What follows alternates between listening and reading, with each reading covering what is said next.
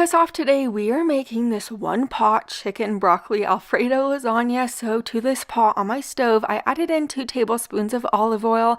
Now add in a tablespoon of minced garlic and stir it around until it's fragrant. It will only take about 15 seconds. Now I'm adding in 2.5 cups of chicken broth, followed by 1.5 cups of heavy cream. Now for the seasonings, I'm going to toss in a teaspoon of salt, 1/2 teaspoon of pepper, and then 1 teaspoon of Italian seasoning. We absolutely love this dinner in my house. I have made it all year round and we just make it very often because it is so good. But now I'm going to break in 10 lasagna noodles, just break them into super small pieces just so they're easier to eat in the end. Next, add in 3 cups of cooked shredded chicken. Go ahead and cook up your chicken anyhow. You could cook it up like in the Instant Pot, use a rotisserie chicken or canned chicken, really use any type of chicken, but let this simmer on your stove for about 15 minutes or until the pasta is tender. If you have my cookbook, you will find this recipe on page 120 and it is in the one pot meals section. I have over 100 recipes in my cookbook and there's 8 different sections. I have it all in this cookbook. Also, I'm offering free shipping right now, but once the pasta is tender, if the liquid line looks like it's getting too low, go ahead and add in 1/2 cup of water. Next, add in 12 ounces of frozen broccoli. Let the broccoli cook for about 5 to 7 minutes or until it is tender, and then if you're a cheese fan, go ahead and add in 1 cup of shredded mozzarella cheese. Once the cheese melts down, you could serve this up.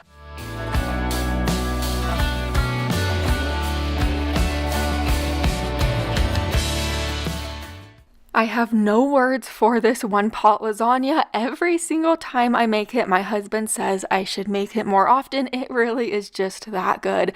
It is so flavorful, rich, and delicious. Also, you could add like Cajun seasoning to this if you'd like. You could add like different seasonings if you would like to give it different flavors. It also makes for great leftovers for the next day.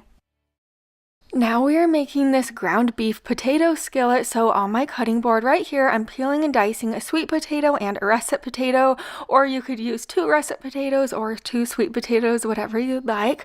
But over to the pan on my stove, I added a pound of ground beef along with a diced yellow onion. Just cook this ground beef through at this point. Now that it's cooked through, I added in a tablespoon of taco seasoning, 1/2 cup of water, a tablespoon of minced garlic. Next, 6-ounce can of diced green chilies that adds a lot of flavor. Then a 14-ounce can of fire roasted diced tomatoes along with the potatoes that we cut up earlier.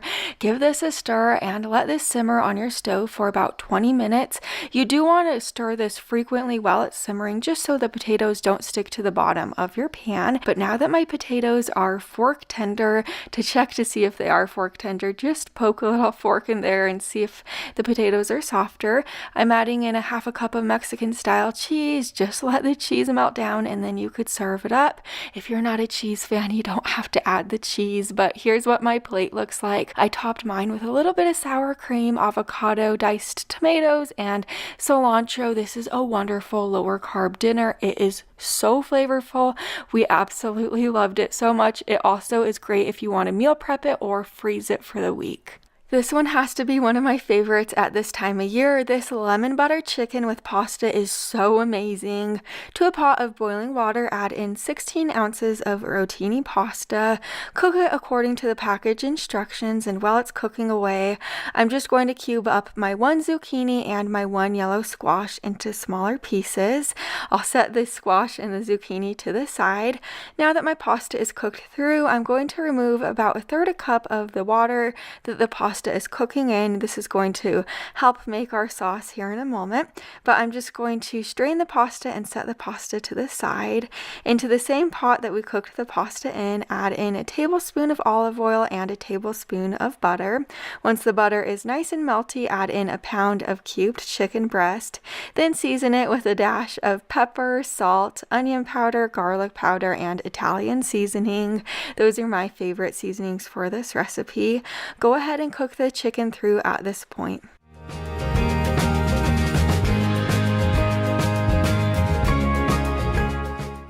Now that my chicken is cooked through, I'm going to remove it to a plate and I'm going to set this plate to the side. Into the same pot that we cooked the chicken in, add in about a tablespoon of olive oil and then just add in the zucchini and squash from earlier. Now you're going to want to season this up with a dash of salt, pepper, about a teaspoon of onion powder, a teaspoon of garlic powder, and oregano. Stir this all together and let this cook for about 3 to 4 minutes. After you're through cooking this together for that time, you're going to want to add in about 4 tablespoons of butter. Next, add in the juice from 1 lemon. Add that right in there. I'm just using my lemon squeezer. Now I'm tossing in a tablespoon of minced garlic and the reserved pasta water. Give this a stir and let the butter melt down. Once the butter has disappeared and it is nice and melty, add back in the cooked chicken along with the cooked pasta. Give this a stir, and then once you have this well combined, add in a cup of Parmesan cheese.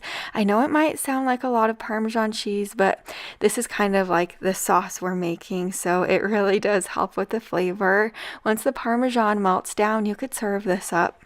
If you are a lemon fan, you will absolutely love this dinner. It kind of has like a light, fresh taste about it. It really is so good, and it really is perfect for this time of year. I never ever make gnocchi, but I've been wanting to make it for a while, so now we're making this sausage and tomato gnocchi.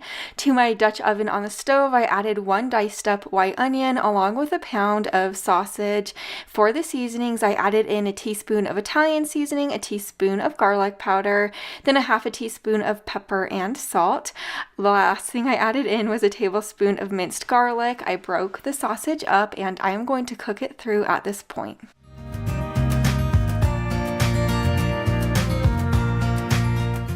Now that we have our sausage browned and cooked through, I'm removing any excess grease in the pan. I'm just doing it with my spatula and a paper towel. I found that this little trick works wonderfully.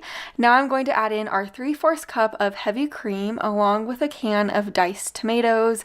I like using the Italian style petite diced tomatoes, but you could use any diced tomatoes you like. For the gnocchi, I'm using 16 ounces of potato gnocchi. I found it at my local Walmart. Most grocery stores sell it. And then I added in 4 cups of fresh spinach. I gave this a stir and I let it simmer on my stove for about 12 to 15 minutes. I did stir it frequently.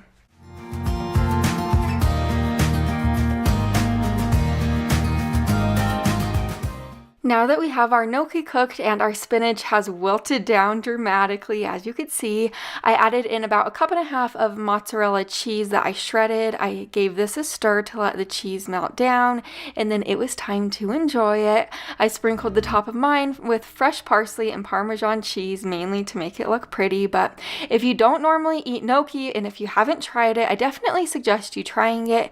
It's kind of like a mixture of potato and pasta. That's the best way I could describe it. I serve this alongside of a side salad with spring mix, tomato, dried cranberries, and avocado with feta cheese.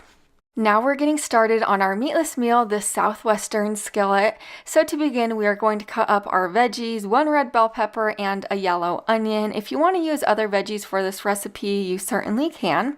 Now over to the pan on my stove, I have about 2 tablespoons of hot olive oil in there. I added those veggies and I'm going to cook them until they are soft. It took about 7 minutes. Now that they are soft, I added in a tablespoon of minced garlic. I gave this a stir and let the garlic become fragrant. Now I'm going to be adding in our 2 tablespoons of taco seasoning along with 1 cup of orzo pasta. If you don't normally cook with orzo pasta, it's kind of like a mixture between rice and pasta. It really is good. Now I'm adding in 1 can of drained and rinsed black beans, a drained can of corn, and 2 cups of chicken broth. Next I'm going to toss in 1 can of rotel. I gave this a really good stir and I let this simmer covered on my stove for about 15 to 20 minutes or until the orzo was cooked, and I did stir this frequently while it was simmering. Now that our orzo has cooked and most of the liquid has absorbed, I'm going to add in about a half a cup of Mexican style cheese. If you don't care for cheese, you certainly do not need to add the cheese in, and you can make this dairy-free very easily. But here's my plate of food. I topped mine with fresh avocado slices, cilantro, and lime. This has to be one of my all-time favorite meatless meals, just because it really is filling. It has quite a bit of protein in it, and we really did not miss the meat in this meal. Now we're getting started on the sausage and rice, so over to my cutting board, I'm going to cut 14 ounces of smoked sausage into half moons. You could use any smoked sausage you like, or like chicken sausage. Over to the pot on my stove, I added in 2 tablespoons of olive oil. Then I added in the sausage along with 1 green bell pepper. I just tossed it in there. Sear the sausage and the pepper on a higher heat for about 3 to 5 minutes until it is like golden brown and gorgeous on the outside. Now add in 6 ounces of tomato paste. I'm just using this can, and if you open up the top of the can of tomato paste and take it off and then just push the bottom through, it works wonderfully. But stir that tomato paste in. This will enhance the flavor. Now add in 2 1/3 cup of chicken broth along with 1 cup of uncooked white rice or jasmine rice. For the seasonings, I added in a teaspoon of salt, teaspoon of pepper, teaspoon of garlic powder and onion powder, then 2 teaspoons of Italian seasoning. Give this a stir and scrape those flavorful bits off the bottom of your pot, and let this simmer on your stove covered for about 20 to 25 minutes. You do want to stir this occasionally while it's simmering, and if the liquid line gets too low, feel free to add in about 1/3 cup more water at a time until your rice is tender.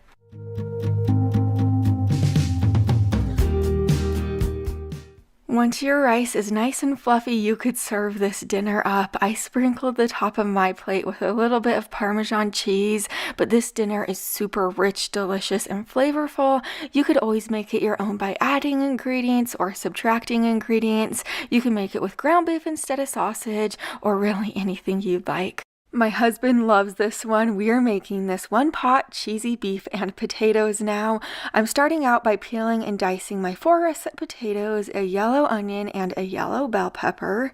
Over to the pan on my stove, I have about a tablespoon of olive oil in there. My oil is hot at this point. I added the potatoes and onion in there. I'm just going to cook the potatoes and onion for about 4 minutes on the stove. After that cooking time is up, I just added the bell pepper in along with a tablespoon of minced garlic, my 1 pound of ground beef, or you could use ground turkey, ground chicken, or any meat substitute that you like. And then for the seasonings, I tossed in a teaspoon of pepper, salt, Italian seasoning, and 2 teaspoons of paprika. I'm going to break the ground beef up right now, and I'm going to let it cook for about 5 minutes on my stove, so the ground beef won't be completely cooked through at this point. I added in 3/4 cup of chicken broth, and I'm going to let this cook covered for about 5 to 10 minutes, or until the ground beef is cooked through and the potatoes are tender. At that point, I added in 1 cup of Colby Jack cheese. I gave it a stir, and then I served this dinner up. Here's my plate of food. This dinner is so hearty and delicious. It has very minimal ingredients, and if you want to add ingredients to this, you certainly can, and you could also subtract ingredients to really make it your own and customize it for you and your family. This sausage and orzo soup has to be one of my all-time favorite soups ever. To my large Dutch oven, I added in a tablespoon of olive oil along with a tablespoon of minced garlic, 1 yellow onion that I diced, and 1 pound of sausage. You could use any type of sausage you like. You could use the sweet sausage or the hot sausage. Just break the sausage up at this point and cook it through.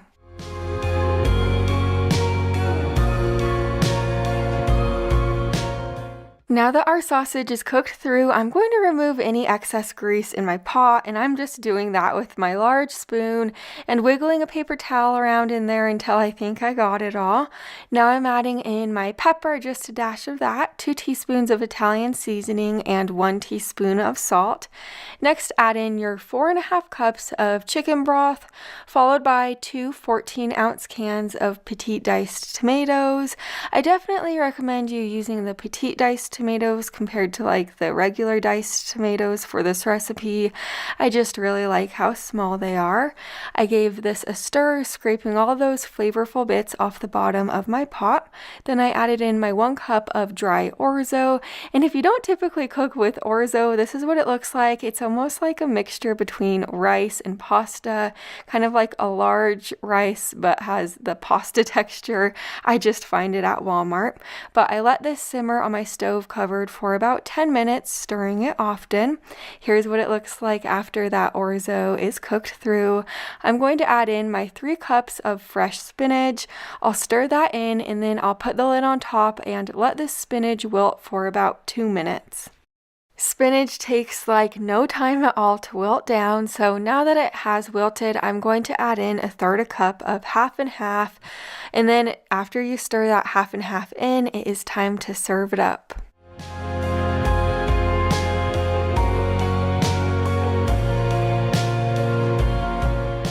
Here's what dinner looks like. Like I said before, this has to be one of my all-time favorite soups ever. It is packed full of so much great flavor. This soup also reheats nicely from the refrigerator and the freezer. Now we're making this yellow chicken curry with rice. So to my big Dutch oven on the stove, I'm adding a tablespoon of olive oil right in there. Once my oil was hot, I added my 2 pounds of cubed chicken breast along with 1 yellow onion that I diced, 1 red bell pepper that I diced, and then a teaspoon of curry powder. Curry powder is very strong, but it doesn't really have any sodium in it, so you're also going to want to add in a 1/2 tablespoon of salt and then a teaspoon of pepper. Cook this on your stove for about 3 minutes. The chicken will not be completely cooked through at this point, so after the 3 minutes of cooking, remove the chicken to a plate. In the same pot that we just cooked the chicken in, add a cup of uncooked jasmine rice, followed by 2 cups of chicken broth, 1 cup of water, and then for the seasonings, a 1/2 tablespoon of salt again, a 1/2 teaspoon of pepper, and then 2 teaspoons of curry powder. Give this a stir and let this simmer on your stove for about 5 minutes. After 5 minutes, you're going to want to give this a stir, and you're going to want to add back in the partially cooked chicken from earlier. And since the chicken is not cooked through and neither is the rice, they need to cook through at this point. So we're going to let this simmer covered for about 15 to 18 minutes. I did stir it occasionally just so the rice didn't stick. And once the rice was tender and the chicken was cooked through, you're going to want to add in a 1/2 cup of coconut milk right now. This is the brand that I'm using. We really like it. And if you don't want to use coconut milk, you could always use heavy cream as a substitute. Also add in your 1/4 cup of cilantro. Give this a stir, and then you could serve this up. This dinner is so flavorful. It really is easy to throw together, and if you've never tried chicken curry like this before, I really suggest you doing that. We serve this alongside of some naan bread. This is the brand that I just bought at my Walmart. It really is good. We like to heat it up either in the air fryer or the oven. Now we're making this orzo with a rich and creamy sauce, and if you know me, you know by now how much I love orzo, and I'm going to tell you why I love it so much here in a moment. But to my large pot on the stove, I added in 1 pound of ground beef and 1 yellow onion that I diced.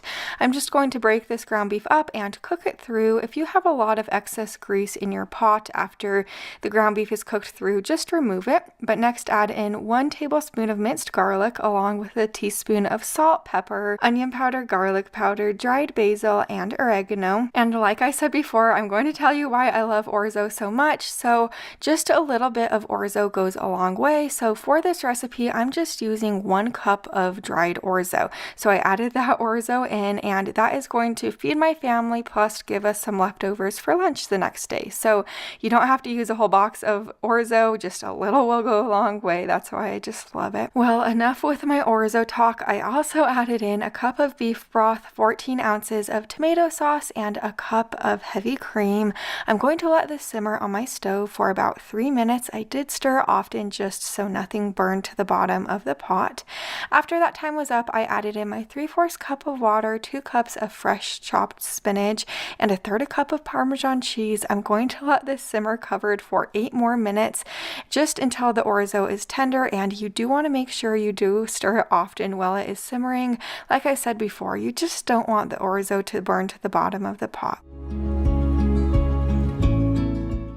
This is one of the most delicious, richest dinners, and I do want to let you know, if you don't want to use ground beef in this recipe, you certainly don't need to. You can make this with sausage as a substitute, or you can make this with ground chicken, ground turkey, or any meat substitute like tofu. Now we're making this hearty ham and potato soup. We're going to start out by cutting up our vegetables. Peel and dice 3 large russet potatoes. Slice 2 cups of carrots into smaller pieces. Slice 2 ribs of celery into smaller pieces as well, and then dice 1 yellow onion. Set these vegetables to the side. Now over to my large Dutch oven, or you could use a large pot. Add in 1 tablespoon of olive oil and 1 tablespoon of butter. Once the butter has melted down and the oil is hot, add in the celery, carrots, and onion. Saute those vegetables around for about 4 to 5 minutes to start to soften them. After that time is up, add in a tablespoon of minced garlic and stir that garlic around for a minute. Now add in the potatoes that we cut up earlier, along with 2 cups of cooked ham that you kind of cut into bite-sized pieces. I just used some remaining ham from the holidays, or I also like this ham. If you don't have any remaining ham, you could just use this. I like to keep one of these in my freezer. These ham steaks are a very good price and they are full of flavor. They're just super great if you're on a budget as well. But I gave this a really good stir. Now you're going to add in 1/3 cup of all-purpose flour. Stir that flour around until it kind of becomes a golden color.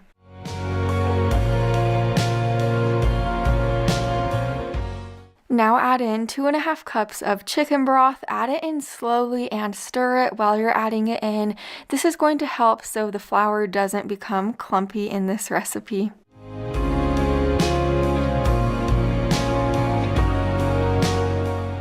Now that we have all of the broth in the pot, we're going to add in our 2 teaspoons of salt and 1 teaspoon of pepper. Bring this up to a simmer, and you're going to let this simmer covered for about 10 to 15 minutes, or until your potatoes are fork tender. Of course, depending on how large you cut your potatoes is how long this needs to simmer. But once my simmering time was up, I gave this a stir, and then I tested to see if these potatoes were fork tender with a fork. But now that they are fork tender, I'm just adding in my 3 cups of milk. I'm going to let the milk heat through. You don't want to bring this up to a simmer or a boil with the milk because you don't want to curdle the milk. But after a couple of minutes of just letting this heat through, I served it up. We topped ours with a little bit of shredded sharp cheddar cheese and pepper. This soup is so hearty and delicious. It has a wonderful, rich flavor. It is out of this world good. This one is for all of my meatless meal friends. We are making this white broccoli pasta. To my large pan, I added in a tablespoon of butter and a tablespoon of olive oil. Once the butter was good and melty and the oil was hot, I tossed in a tablespoon of minced garlic. Once my garlic was fragrant, it only took about 15 seconds. I added in 2 cups of chicken broth and 1¼ cups of half and half, then my seasonings, 1/2 teaspoon of onion powder, garlic powder, paprika, and then a teaspoon of Italian seasoning and salt, and then lastly 1/2 teaspoon of pepper. I'm just going to give this a really good stir and bring this up to a simmer. Once simmering, add in 1/2 cup of elbow pasta, or really any type of pasta you like.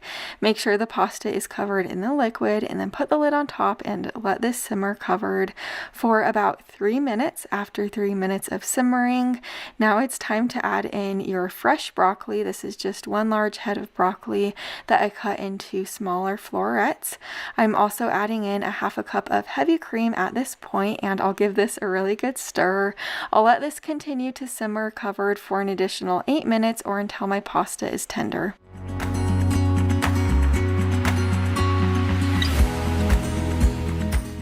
Now that the pasta and broccoli are tender, we are going to add in our 1/2 cup of Parmesan cheese.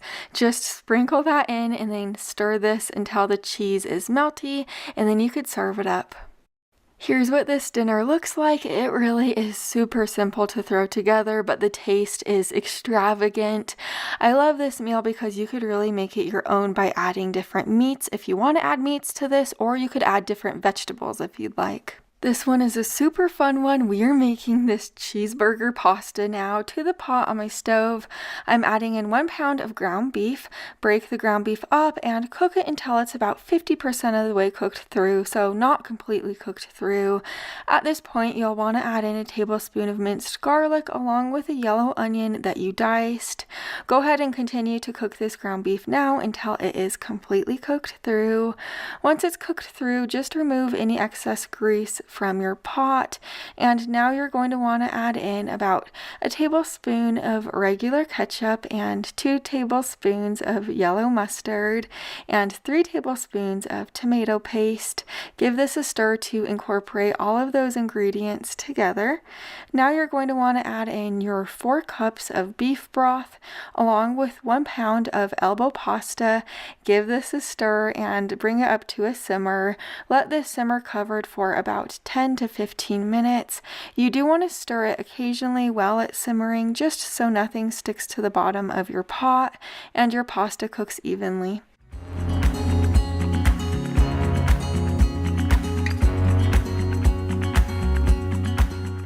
Now that I have my pasta to the tenderness that I like it to be, I am going to add in a 1/2 cup of milk.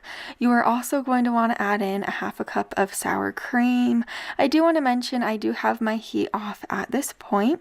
Lastly, add in 1 cup of shredded cheddar cheese. Stir this around to incorporate the sour cream in and melt the cheese, then you could serve it up. I topped mine with diced dill pickles. This really does taste super similar to a traditional cheeseburger.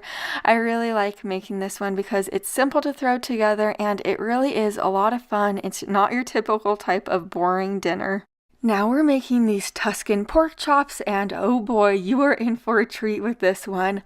I have about 4 pork chops right here, and into this other bowl I added in 1/3 cup of all-purpose flour. Now I'm seasoning the pork chops on both sides with a dash of salt and pepper. After I was finished seasoning the pork chops on both sides, I just dipped each of the pork chops in that flour, and then I just kind of shook off the excess flour. I do want to let you know, if you don't want to do this with pork chops, you could always use chicken breast as a substitute. This would be super good with chicken breast. Anyway, after I was finished coating the pork chops in the flour, over to the pan on my stove, I added in a tablespoon of butter and a tablespoon of olive oil. Once the oil and butter were hot, I added my pork chops right in there. I'm going to sear the pork chops for about 2 to 3 minutes on a higher heat right now. You just want the pork chops to kind of form like a nice golden crust on the outside. This is going to give the pork chops a lot of added flavor. But after I was finished searing the pork chops, I just added them to a plate and set them to the side. In the same pan that I cooked the pork chops in, I added in a tablespoon of minced garlic, 1/3 cup of balsamic vinegar, 1/4 cup of chicken broth, and 2 tablespoons of honey. I brought this up to a simmer, and then I added in a 14-ounce can of petite diced tomatoes. I'm going to give this a stir, and then I just let this thicken for a couple of minutes. I added back in my pork chops, and now I'm going to just coat the pork chops in the sauce, and I'm going to let them simmer for about 5 to 10 minutes or until the pork chops are cooked through and the sauce has thickened to the way that I like it to be. Once it looks like this, you could just sprinkle a little bit of Parmesan cheese on the top and mozzarella if you'd like. Let the cheese melt down, and then you could just enjoy this dinner. I served ours over a bed of egg noodles, but you could serve this over rice or cauliflower rice for a lower carb option, or you could just eat this the way it is. I also served this with a side salad. That sauce is so rich and delicious. I could basically just drink it. It seriously is that good. Now we're making this Italian chicken and rice, so over to my Dutch oven on the stove, or you could use a large pot. Add in a tablespoon of butter and a tablespoon of olive oil. Once the butter is melted and the oil is hot, add in your pound of cubed chicken breast along with 1 diced yellow onion. And today for the seasonings, I'm using a 1/2 tablespoon of ranch seasoning, 1 teaspoon of pepper, 1 teaspoon of paprika, and a teaspoon of Italian seasoning. Give this a really good stir, and then then you are going to let this cook on your stove for about 5 minutes. And this recipe is actually in my cookbook. If you didn't know this yet, I just released my first ever cookbook. It's on page 131 and my cookbook is available now for you guys. There's over 8 sections in my cookbook ranging from breakfast, sides to dinners, desserts. My cookbook just has it all and I'm so excited for you guys to see it. But after that cooking time is up with my chicken, I'm just going to add in a tablespoon of minced garlic. Stir that garlic around until it is fragrant. Now add in 1 cup of uncooked jasmine rice, or you could use white rice, whatever you'd like. Then 2.5 cups of chicken broth. Stir this around and scrape those flavorful bits off the bottom of your pot. Now cover this with a lid and let this simmer on your stove for about 17 to 20 minutes. Just stir this occasionally while it's simmering so the rice doesn't burn to the bottom of your pot. But once the rice is tender, add in your 1/3 cup of Parmesan cheese and 1/2 cup of heavy cream. Let the cheese melt down and then you could serve this up. I served this Italian chicken alongside of steamed peas today, and this Italian chicken will make your house smell so unbelievably good. This recipe